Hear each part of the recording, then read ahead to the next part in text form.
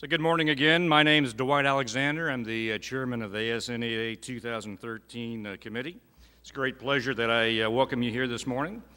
Please rise and join me in saying the Pledge of Allegiance. I pledge allegiance to the flag of the United States of America and to the republic for which it stands, one nation, under God, indivisible, with liberty and justice for all. Thank you. If you haven't had the opportunity to attend ASNE Day before, we welcome you. You are joining us on a very special year, as this is our 125th anniversary of ASNE. I hope you'll explore the many opportunities to learn and to network with the best in our business. If you have attended before, then you know what a great event it really is, and I think you'll enjoy the features we've added this year that make it even better. Please be sure to visit the sold-out exhibit hall, one level above us. If you have a chance to visit, you'll have a chance to visit interesting professional displays and learn a wide range of terrific companies, academic institutions, government activities, and other organizations that all play a significant role in our profession. So without any further delay, let me introduce Mr. Ron Kiss, the president of the American Society of Naval Engineers. Please join me in welcoming Ron.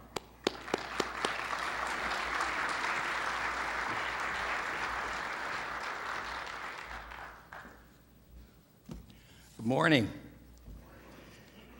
And I want to thank Dwight for all of his work and his committee's work in making this symposium, this ASNE Day come together.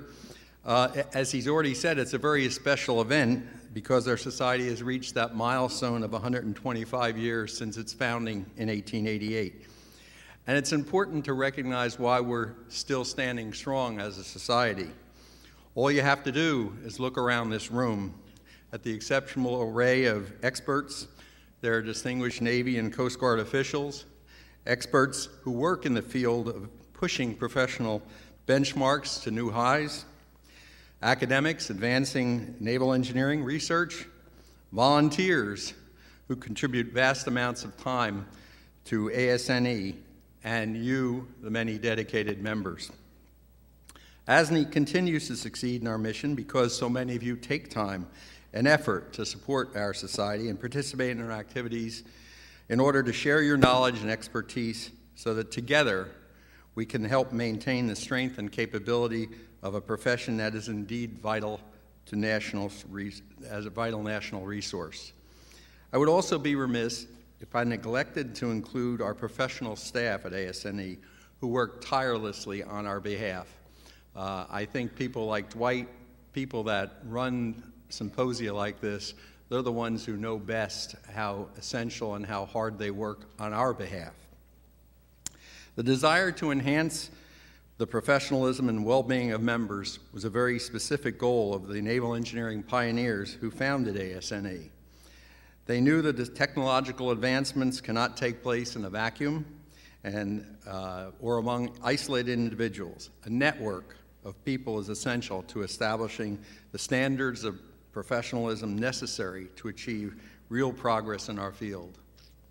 It's therefore the key goal of ASNE Day that the people from different areas of expertise come together to exchange ideas and to collaborate. And I think it's clear from your participation here today and your enthusiasm for your work that it would exceed our founders' expectations of an engaged and connected community. This leads me to recognize a part of our community, the naval engineering industry. I cannot stress enough the success of ASNE Day is made possible largely because of the support of our sponsors and our exhibitors. We are grateful for their financial support, and that has made this terrific symposium possible. I would also like to recognize 3 of our ASNE sections whose generous support has helped our student programs grow each year. They are our San Diego, Tidewater, and Flagship sections. And let me ask if members from those 3 sections would just please stand briefly. Tidewater, Flagship, and San Diego. Give them a round of applause because they're part of the groups that are going the extra mile. With their support, we've been able to greatly expand our student programming. We were able to provide assistance with student travel, lodging, and expenses. Thank you to these sections for their support. To everyone here and everyone involved in making today possible, thank you for all that you've done and continue to do to promote ASNE and the field of naval engineering. And guess what? I have come to the end of my prepared remarks, and I'm waiting to see the CNO over there in the doorway. One idea that we had, if there was this pause coming up, I was going to ask Dwight to come up and do hand puppets for you, but I think what I'll try to do is just tell you a few more things that have been going on that not many of you have been involved in or aware of. Yesterday, we convened the first ASNE Student Congress. There's a new committee called the Student Opportunities Program, SOP. There were at least 40 students here for a tour of Carter Rock yesterday afternoon from a number of schools, and we actually held student elections for student offices on the Student Opportunities Program. And we elected 4 individuals. I don't recall their names right now, but they come from Old Dominion University, who is the new Student Opportunities Program chair. The vice chair comes from University of Virginia, and the secretary and the graduate representative come from Florida State University. I think you'll recognize, rather interesting, that at least 3 of those universities are not what we typically call maritime-oriented ones. I think we're close to having our speaker now, so I'm going to introduce him. Admiral Jonathan Greenert, our 30th Chief of Naval Operations. A native of Butler, Pennsylvania, Admiral Greenert has served at every level of command, including command of the USS Honolulu, 7th Fleet, U.S. Fleet Forces Command, and is now Chief of Naval Operations. Following command of USS Honolulu, Admiral Greenert was presented the Admiral Stockdale Award for Visionary Leadership. Our Navy could not be in better hands. Ladies and gentlemen, please welcome Admiral Greenert. Good morning. Good morning, Ron. How you been? It's been a little while, huh? Well, good morning, everybody. Hello, Mike. How are you? And I'm not going to talk about sequestration unless you want to. We've got a lot of ships under construction and aircraft that we got to get to work on.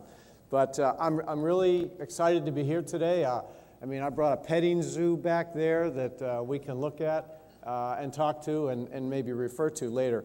But I want to talk a little bit today about, frankly, anything you want to talk about. But I'll kick this off with a few remarks on really what I call payloads and platforms, and maybe just a little bit where some thoughts on where we want to take shipbuilding, at least in my view. And I think what I'll have in some of these remarks will apply to aircraft, if that's your proclivity, but I think we're dealing mostly in shipbuilding here today as I look around the crowd. Platforms are huge capital. Our ships are huge capital investments. These things got to last 20, 30, 40, 50 years in the case of an aircraft carrier, or who knows, in the case of the USS Blue Ridge, where she'll end. She is still sharp and going on. But the point is, once we make that investment, we're in, and we've got to deal with it. And I think that means we've got to think hard about what we want to design, what we want to put in it. And the we is those of us in the uniform, as we give it over to engineers, to builders, to our partners, private industry, to put together what we want to do. So let me have the first slide, please. Yes, the Enterprise. At the time of her first deployment, talk about a classic, a platform that is made for the ages. When she came out in 1960s, in the early 60s, this is her in 1962, she had paper charts, analog systems, vacuum tubes, if some of you remember that. She had A4s, eventually A6s, F4s, and she was pretty much, the things that we put on her were pretty much singularly designed for a mission. But yet, she's been around over half the time that we've had naval aviation. Naval aviation, 100 years old, she's 51 years old. And so when you think about that, it's kind of extraordinary. If you build a platform, you build a ship, you think about it, what it can do, speed, volume, adaptability, you can have something there. So next one, please. So here she was last year. And you say, well, looking up front, doesn't look much different to me. And I'd say, well, maybe that's part of the point. That's part of what we can think about as we design ships, as we think about what we want to put into our ships. Last year, after 50 years of service, she was doing digital charts. We had gone digital in our charts. She was using data links, obviously GPS, multi-mission aircraft. She employed the Super Hornet. She could employ any aircraft that we had today. But yet, think about this thing, over 50 years old. Close air support missions, maritime interdiction, ISR, strike, and of course, forward air control for attack. She participated in OEF, counter-piracy, and counter-narcotics. I mean, it's amazing what you can do if you're able to put something together that can be useful through the ages. Next slide. My favorite, my old home, the Blue Ridge. So if you look at her, and you look at all these antennae all over the place, there were like tens and tens of antennae on that. So that's Blue Ridge in 1970, and she was an amphib ship. She was going to be a command ship for amphibious landings. Next slide. So here she is just a few years ago, much cleaner hull, much cleaner deck, same hull, same below decks, and as one who has served on her, because we took pretty good care of her, because people, engineers, people like yourselves, laid in a backbone, laid in the basics, upgraded air conditioning, upgraded the power output, and upgraded the ability to support IT and therefore command. She's good for probably 15, 20 years. That ship is in better shape in 2006, 7, and I'm told even today, than when I was first on here in the late 90s. Again, a thoughtful approach to building a platform where we can adapt the payloads to it, and she can last a long time. Next one, please. Now, on the other hand, if times change and we're not ready, we're not thinking about that, and we build something, it can't last. It won't. We've built ships recently that we've determined to retire. It's not cost effective to continue to upgrade them. In the case of this cruiser here, rendered obsolete by the changing environment. We designed it solely for fleet counter-air defense, and after 15 years, it was just unaffordable to adapt and change her. Now, some of you may say, well, wait a minute, we did the battleships. We did do the battleships, and we did upgrade the battleships, and we made the battleship battle groups for a while. But those were so manpower intensive, those propulsion systems couldn't keep up, and we found that we just can't adapt these ships for what we need to carry on today. So it won't always work out, and we need to think, my point here is we need to think about the platform, what are the payloads, what's the expandability of the platform? Because to stay relevant, in my opinion, as we design and as we, those of us in the uniform, put forward the requirements, we're going to have to decouple, I think, a little bit the payloads that we're putting in the beginning from the platforms to be able to make these platforms adaptable to the future and treat the capabilities that we want as inherent in the payloads. The capabilities will be in the payloads, not really in the platforms. I think there are two trends that tend to drive us in this direction.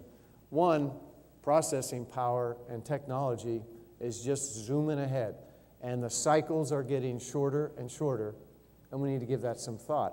If you look at IT alone, the number of transistors doubling every 2 years, Moore's Law, all of that business. Technology refresh cycle is very quick. And since the fact of the matter is what makes our Navy the greatest Navy in the world is we have the greatest private industry to prepare and to build our Navy. That's the deal, the fact that we have a partnership with people who are dedicated and can get this done. The second piece is not just technology, it's the fiscal realities that we face today and in the future. In my opinion, cost and schedule are becoming more and more important. And actually, when people come up and we talk about key performance parameters or even the key system attributes, to me, cost and schedule has to be at least one of those two. Because we've got to figure out how we're going to bring it in on time, because if these things roll on and on, they'll get cut, and they'll just be cut loose, and we'll lose some cost, and it's not the right thing to do. So we're going to have to make some trade-offs in that regard. our appetite to say, hey, yeah, we'll put that on there too. That'd be great. And say, well, do you need it now? Is it ready to put on now? Would we better advised to allow industry, to challenge industry, let them innovate, and we'll bring the payload in later. I think that's something we need to think about. Now, just over a year ago, I took a trip, shortly after I took the watch, I took a trip to the Gulf, rode the Stennis through the Strait of Hormuz, did some talking with the 5th Fleet Commander, and we decided, hey, look, we need to bring some capabilities into the Arabian Gulf, and we need to bring them in fast. What are we going to do? And we found, and we turned to industry. We looked at what is on the shelf, what's good enough that we can bring in now. And we found there's some payloads that we could bring in, get out there, get them wet, get them tested quickly. We needed support from the building, from the Pentagon, and we got it. We needed support from the Hill, and we got it. And we reprogrammed pretty near $1 billion in stuff that we have on today and we'll have over the next 2 years. We put payloads on, for example, to turn our patrol craft, simple, roughly 200-foot vessels with a few guns, into something that would have a much better gun, much more accurate, better delivery, if you will, better Gatling of the Gatling gun, and a missile that we can put on to make it much more lethal. We found that we found actually before my trip there that, we had Fire Scout, an unmanned drone, kind of ready to go with the little combat ship. That's what it was designed for, wasn't quite ready. Well, why can't we put this on the frigate? Why can't we put it on the Perry-class frigate? And she's operating today. We said, well, let's check it out. We sent her down to Southern Command in the Gulf, tested it out. And during the test, we did 2 drug busts. So we said, well, let's send her to the Med. Worked fine. Let's send her to AFRICOM. Worked fine. CENTCOM. Worked fine. Now we can't stop it. This thing is rolling along. And it's the adaptability of a new payload, a new capability into an old platform. Mine countermeasure. Oh, boy. We kind of let that thing drift off, and that became an obsession, frankly, about a year ago, about what does it take to clear the mines in the Strait of Hormuz if we're there. We learned a lot about that, and I feel much better about where we are today. But again, we turned to industry, and we found we had unmanned underwater vehicles. We had mission upgrades in both the helicopter, the MH-53, and the MCM-1 Avenger class that we could put in there. And today, we're operating. We've got a gaggle. We've got a pretty good capability out there of unmanned underwater vehicles, systems that we are actually not just laying on the deck, and we are actually installing in these mine countermeasure ships, and will help us solve the problem today, but also bridge the gap that we have as we bring in the mission module, the mine countermeasure mission module for the little combat ship. There are other examples, but the point here is turning to industry and saying, look, I need a capability in a payload. What can you do? And finding that if we have the right platforms that we've designed, if we look hard, we can move ahead here. And it won't be, I don't think our future can be that we can build integrated ships and aircraft which will be able to carry that mission that we think is so important today into the future, unless we think about the capacity of the platform to adapt. And we've got to consider costs, because it's the only affordable way ahead as we decide what we need to build that first time. Okay, so the payloads into the platforms. Let me talk a little bit about, say, shipbuilding and where we are, and maybe some good examples here as we look out. Next slide, please. Today, many of you have seen this. I put it up ad nauseum to get the point out that we're really busy today, and where we are at our best, where we are graded, where we should grade ourselves are, what are we providing forward? At what places are we operating forward? Are we where it matters, and will we be there when it matters? Because that's all that matters, and how we are going to be able to serve our nation best. Today, most of what we have is here in the Western Pacific, and it's been that way for quite some time. You can see the number of ships. The Arabian Gulf, the Mediterranean, here along AFRICOM, and even here in Southern Command, mostly over here and over here. You look at the little squares up there, those are the places around the world where allies, friends, potential allies support us. They allow us to refresh, they allow us to rest, to get logistics, in some cases to repair. And the important part is, our job is to develop those places and make sure that we're where it matters, when it matters around the world. But also in partnership with engineers, we need to build ships that are adaptable to the missions around the world where it matters. What we need here along AFRICOM is not precisely what we need in here necessarily, or what we need here, but we need to build the ships that can adapt to those kind of missions. And if we do this right and cost effectively, we'll be relevant for years to come. If we don't, we'll struggle to adapt because we'll have the wrong mission package, and it won't resonate in the right place at the right time. Okay, so we need to, as we rebalance to Asia Pacific, this number will migrate towards 60 by the end of the decade. Some of you say, well, what about the S world? I'd say, well, we've got about 40 ships already projects already under contract or authorized. And maybe put in another way, there's not much stopping that no matter what we do here over these next budget cycles. These things are under contract. These things are funded. We are already executing that. So there's a lot we have to do regardless. In fact, there's most of what I'm talking about today are things we have to do regardless of budgetary changes out here in the future. So we're as busy as we've ever been before. We have to think about cost and schedule to continue to deliver out into these areas so the ships that we have, we can put forward, again, in the right place at the right time. I think decoupling the combat system, that is the payload from the hull, is going to continue to be important. We have to use, in my view, proven hulls as much as possible as we design and develop our ships in the future. Why design a new hull if you don't absolutely have to do it? And if you're going to do it, is that new hull shape, that new system, that new complicated integrated system adaptable to the world as we know it today and maybe in the future? Give me the next one, please. Now, I think the little combat ship, I don't know if we actually thought about this years ago when we put it together because I wasn't here. I was out doing other things in the Navy, but I was around. If this is what we had in mind, but let me tell you, I think it's pretty darn good, and we're seeing lots of things. This is the LCS-1, the Freedom version of it, but it's pretty much the same if you go to the Independence version of it.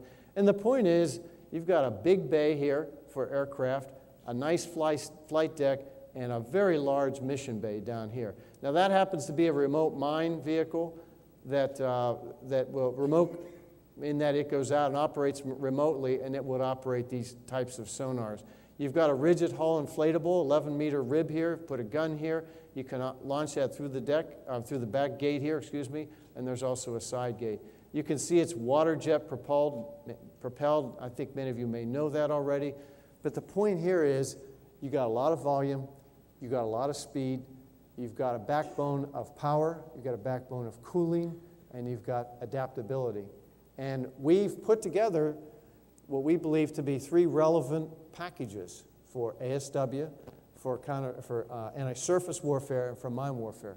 But that doesn't mean it has to be the limit. And we're working with the Marine Corps on what they think we want to bring forward to that. And we've been talking with Special Operations Command. We've already done a few anecdotal approaches to what we can do with this. So next one, please.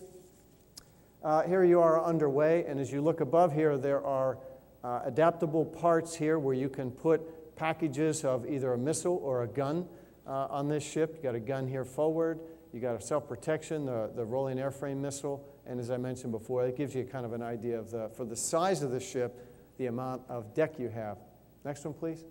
And here you have where you install guns. These are Gatling guns, Mark 46 30 millimeter, I think, for the anti-surface mode. Well, you can pluck these things out and put a missile package in there, and we're developing that. So the sky is not the limit, but there is some great opportunity here as we're going to build these ships. We already have 24 of them under contract. all right, or in the process of being built or out there. I think many of you know we're going to take Freedom to Singapore here in a few months. She's going to get underway and go to Singapore and operate for 8 months out in the big boy pond, if you will, the Pacific, and see what she can do and what else we'll want to do. What other concepts do we want to develop with the little combat ship as we take it out there? Okay, so that's kind of the today, the things that we've thought about with our warships.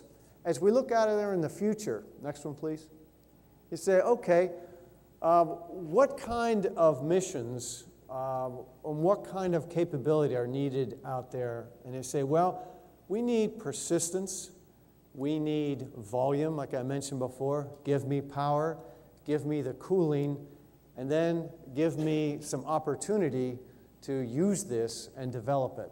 Give me an afloat forward staging base, or give me a mothership, or give me something that is mobile, I can do landing, and it's a platform that's available. And today we say that need is fulfilled by gray hulls. It's fulfilled by our amphibious ships, which were designed for forcible entry. And they are meeting these requirements that I mentioned before, but at a pretty good cost and perhaps suboptimally using them. So you take this back, please. You take this thing.